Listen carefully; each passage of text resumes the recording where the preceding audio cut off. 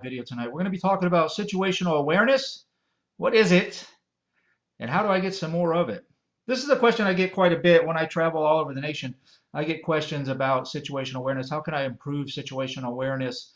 And if you follow any of the news cycles out there that hasn't been COVID news, whenever there's active shooters or active killer events around the nation, situational awareness is one of those things that sometimes people struggle with, and they stay in those events way too long, beyond what they should.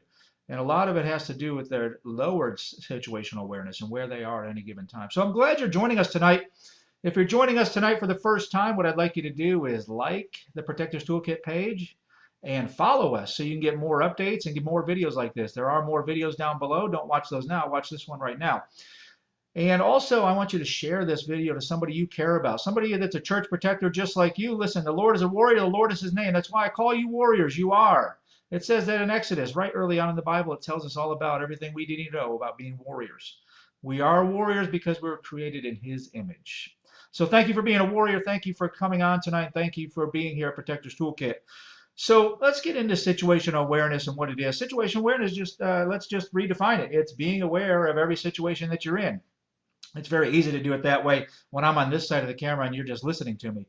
It's being aware of your surroundings, what's going on around you. All too often nowadays, what we see is people are right here. This is their whole world. This is the only thing that exists. Everything out here doesn't really exist to them until there's a crisis, and by then it's probably too late. So let's talk about situational awareness and some of the things that we can do to improve our situational awareness. One of the things that we can do in our business, our day-to-day life, everything that we do, we come into contact with, we can improve our situational awareness by simply having training. If you're in a business, a church, or you're in a hospital, something like that, you can get training for active killer or active shooter events. You can get training in situational awareness. The important thing to take away from this, though, is the training, if it's just death by PowerPoint, really isn't going to impact you. You're really not going to get that good impact that you need. You're not going to have the uptake of the learning in that situation. One of the things I learned when I was working with strategos is the body can't go where the brain has never been. And that's very true. That's a physiological response that happens in our body. It happens in the autonomic nervous system.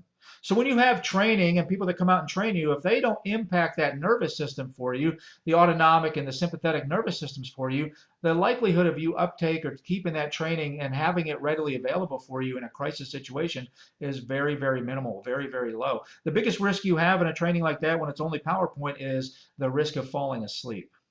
So we want to impact the autonomic nervous system. We have training. What we do is we get butts out of seats and we go real world, hands-on, practical application of what we're learning.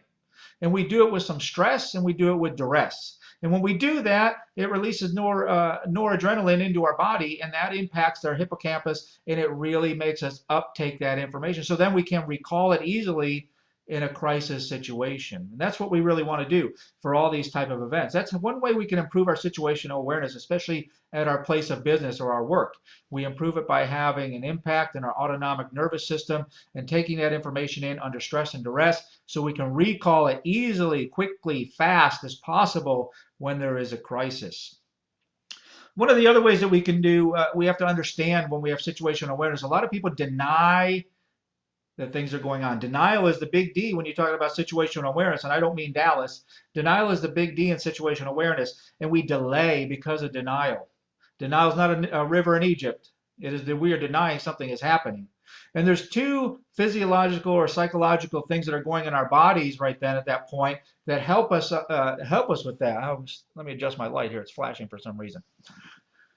When we have denial, we have delay. It's because of two different processes. One is normalcy bias. Normalcy bias is, everybody has it. We're born with it. It's something we all have, and we can kind of train it out of our bodies just a little bit. But normalcy bias is things are going okay. Let's say you're invited to the White House to a fancy black tie affair.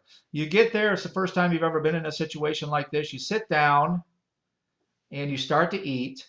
And you don't know what to do. You're in a normalcy bias. You only know what you know at that point in your life. You don't know which cups are the ones you're supposed to use. You don't know which forks you're supposed to use. And this leads me to another process that we have going on at the same time, social proofing. In this same black tie affair dinner, when you sit down and you've never been in this novel, or this ambiguous situation before in your whole life, don't have any experience, nothing to draw from up here, you've never been impacted by it before, then you're going to do what's called social proofing. To prevent embarrassment, what you're going to do is look around the room. If it's me sitting there, I'm looking around to figure out, I got 18 forks, knives, and spoons. I got glasses all over here. My napkin looks like a swan. I'm going to need to know which fork I pick up to scratch my head with. I do social proofing. We all do social proofing. It prevents embarrassment. It doesn't let us get out of our norm quickly. So we stay in denial and we delay way too long. Look at the World Trade Center as an example. When planes flew into a building, you had report after report after report of people just going about their day in a normal way, shutting down their computer when they were told to evacuate. There's one report of a lady who's going down the stairs, and because of her normalcy bias in her brain, she's saying to herself, I don't know why this plane flew under our building. He must have been racing another plane, because then the other plane hits, and that's what she says. Why were they racing? Why were these two planes racing? And there's nothing that comes into our mind that says, hey, someone is attacking us by flying planes into a building, because we never experienced that before. So normalcy bias and social proofing lead to denial, the big D, and delay, which gets us killed, gets people killed. So we've got to get out of that. We have to understand that normalcy bias exists, and we've got to plan for that, to plan it out of our day. We don't delay. It's the same thing in active shooter situations. When we take in witness statements in law enforcement, we see time and time and time again where people say that was fireworks in the hallway. Well, that's not absolutely true. I would say even if you worked at a fireworks factory and you heard fireworks in the hallway, that's probably a bad thing. We work in environments where they're professional work environments. We should not be hearing fireworks. But what happens is our brains are lazy. Some brains are lazier than others, not you folks, but people that I know, their brains are lazier than others, but our brains are lazy. From the moment the brain wakes up to the moment it goes to bed at night, it wants to do one thing and one thing only, that's conserve calories.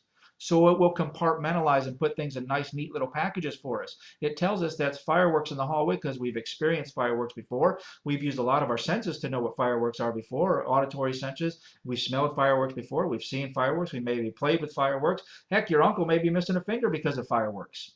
We know fireworks in our brain. Our brain doesn't know someone who's in the hallway killing people we love and care about in our workplace. That's why our brains are lazy, and that's why we have normalcy bias, and that's why we have delay and we have denial. So that's just one right there. We also have a real spidey sense about us. Now, the more you've done tactical things and the more you've been exposed to situations and crises, the bigger your spidey sense will be. Now, that doesn't mean you don't have spidey sense just because you're not a tactical Ranger SEAL sniper. It just means that you have to build on it, build on crisis, build on things in your day. You have to practice for this type of thing. Here's what happens in our body. We have another process in our body. It's our eyes, and what our eyes take in are grossly filtered. The sky, we get outside, the sky is green, the sky is blue, the grass is green. That's great, but there's 100 different or 1,000 different shades of green in that green grass. Our eyes simply just tell us it's green because it takes in big chunks of information. It doesn't process every little minute detail and shade. If your eyes did that in your day, you would have to shut down early on all the information that your eyes actually take in. Your eyes are really good about taking in things in large chunks and groups to save your brain. Remember, your brain is lazy. It needs to be saved like that. What the eyes also do, it recognizes things that are out of pattern. So if you're going along in your day and your pattern is A, B, A, B, A, B, and then there's a Z in there, your brain recognizes that early on. Whatever it is, your brain does recognize it, and it sends a physiological signal to your body to say, whoa, there's an interruption in our pattern right there. Please go back and figure that out. We need to fill in the gap. We need to figure what that is. It's no different than animals in nature. That's why they pay attention. If you're out there and you're a lemur, all the lemurs eat except for one, and the one is just paying attention. The first time he sees something that looks like danger, he alerts everybody. They all stand up and they're gone. It's the same thing for us. We have to understand when we see danger. When that pattern is interrupted, that gut instinct, that spidey sense, not Peter Parker, but true spidey sense within you to say, hey, something is wrong, something's going on, this doesn't feel right. If you've been in those situations before, you know exactly what I'm talking about. The spidey sense goes off and it says, hey, pay attention, stop doing what you're doing right now, something's going on, something is about to happen. We have to really give good credence to that. We have to really pay attention to that and then stop what we're doing and focus on that and try to figure out what the interruption was in the pattern. It may preserve our life to understand that there's spidey sense. For you people that are in the church safety and security world, if you're a protector and you're an armed protector, but you have ushers and greeters on your team, that would be a good thing to let them know that that actually exists. The spidey sense is real. It is a real gut instinct thing. And if they see something, then they should do what? They should say something. And more importantly than that, to see something, say something, they should do something.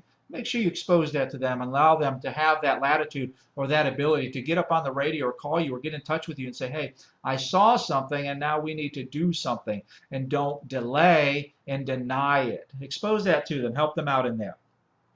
If you're just joining us tonight, I'm so thankful that you're here. We're going over situational awareness and some things we can do to improve it or get better at it. So how do we get better at situational awareness? It's not a magic pill that we can take. It's not a class. There are classes you can take, but it really doesn't improve your situational awareness unless you want it to. There's some things that you can do. Number one, you can practice if this, then that thinking. If this happens, then I'm going to do that. Again, like I said early on, the body can't go where the brain has never been. We put ourselves in if this situations happens, then I'm going to do that. We're scripting in our head, we're practicing, we're rehearsing in our head what we're going to do. Now, parents, I'll give you a little tip. This is an easy one to practice with your kids and get them into a good situational awareness early on in their life. Whenever you go out in a public place, pay attention to your surroundings, then stop your child and say, hey, how many people were wearing this color shirt that you just saw? What is the color of the car behind us? And as you do that more and more, they'll start paying attention. Maybe they'll actually get their head out of here and their head up here and looking around, and they'll have their own situational awareness that you're helping them build into themselves. And guess what? It may help you later on in life if they have good situational awareness. Fellas, when you're driving, how often do you have to hit the brakes under duress because your wife yells out, car, car, car, or something in front of you didn't see? She's got good situational awareness. Don't get on to her about that. Praise her and give her a hug for that. So in that, we do if this, then that thinking. Whenever we go into a public space, we think about if this were to happen, if a gunman were to come in, if a car crashed into this building, things that you know could potentially happen while you're there, then I'm going to do that. And we're scripting, we're practicing, we're rehearsing in our brain to be able to perform if we need to, if the crisis never comes. What's the worst that happens? You don't have to use that information? Great. But if you need it, it's there for instant recall. It's good for you to have that information. The other thing we can do, we don't do this enough of in wherever we go in our life, whether you're going to Walmart or your local grocery store, which hopefully soon we'll be able to do that again. First thing you need to do is pull off to the side in an inconspicuous spot when you get into the location you're going to, and take a deep breath. Look, and oxygen is free. Take in as much as possible. Pause. And what you need to do at that point is develop a baseline for that location that you're in. Develop that good baseline. What are the sights? What are the sounds that you're hearing? Maybe even what are the smells that you're smelling at that point? You develop that good baseline. So then as you're doing your shopping, as you're going through that public space, you know what a baseline is. You know what the normal sounds are, the normal sights are, the normal smells are. So if those are interrupted, you can get into action quickly. You can stop denying something's going on. You can stop delaying your reaction or action to it. Establish a good baseline. Pull off to the spot where they park the carts. Pull off to the side where you're not intruding the flow of traffic. Establish a good baseline. Know what the sights are, what the sounds are, what the smells are. Taking it all with all your senses. Establish your baseline, and then react quickly if the baseline is interrupted. That's one of the easiest things you can do to improve your situational awareness. The other thing we need to understand is we can program in some situational awareness to us. And let me just put this in a perspective that maybe you understand. If you've ever wanted to buy something that was expensive and you've done your research, let's say it's a car. If you've recently bought a new car, you did all your research, you looked at all the models they had, all the different features that came with it, all the different colors, and you looked at this thing over and over on web page after web page after web page, what happened to you very soon after that when you were driving around? Right. you started seeing that make and model and that color that you liked everywhere. You definitely saw the make and model, maybe not the color, but you saw that car, that make, that model everywhere you went. For a little while, it seemed like everybody had bought one. Why? Because you programmed your brain to look for that. You told your brain what to look for. And it's no different when situational awareness. We can do if this, then that planning, and we can program our brain. It's called the reticular activating system if you want to look that up. The RAS, reticular activating system. What we're taking in through our eyes and programming into our brain is the thing we're going to see a lot of. All right, it's just like buying that car and you see it all over the place. Anything expensive you bought or put a lot of time and research in, you start seeing it more and more. It's because the eye easily recognizes it because you told your brain it was something important. That's the reticular activating system. That is a great way to train your brain for situational awareness. We also have to understand one other process, and this process can save us and save lives. It's the OODA loop. Now I can do a whole video on the OODA loop just by itself. It stands for observe, orient, decide, and act. Now I didn't come up with it as much as I'd like to claim that. Colonel John Boyd, an Air Force pilot, did. Air Force finally did something right.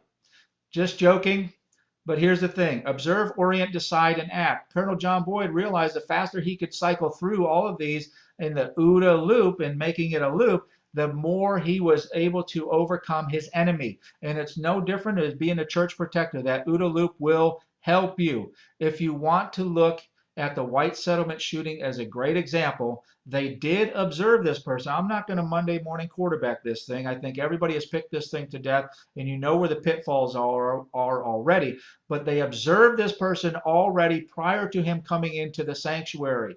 They should have oriented themselves a little bit better. They should have had a better decision, and they should have had better action. Observe, orient, decide, and act. And it's a constant loop. The further ahead you can get in your enemy on that, the better off you will be. And I just want to make a note tonight. I'm wearing my Relentless Defender. We'll put a link for them down in the comment section. Relentless Defender. I am definitely wearing my OODA Loops shirt because of this video tonight. So Relentless Defender, the OODA Loops, gotta love it. So that's it for tonight. I'm talking about the situational awareness and how we can improve it. We got to understand that it's a real thing, and we have to overcome that. The better you overcome this, and as a church protector, as a church safety team member, the better you will be in protecting people. You want to provide an atmosphere of comfort, refuge, worship, and learning, and you want to provide a safe and secure worship environment for everybody. Then you need to raise your situational awareness, get your face out of these things, and get your eyes up here, paying attention to things. Script, practice, and make it habitual out there, like my friend Pat McNamara says. If you're new here, again, go ahead and hit that like button. Down at the bottom, hit the share button. Share this with everybody you love and care about. Sharing is caring. And as always, don't forget, keep them safe.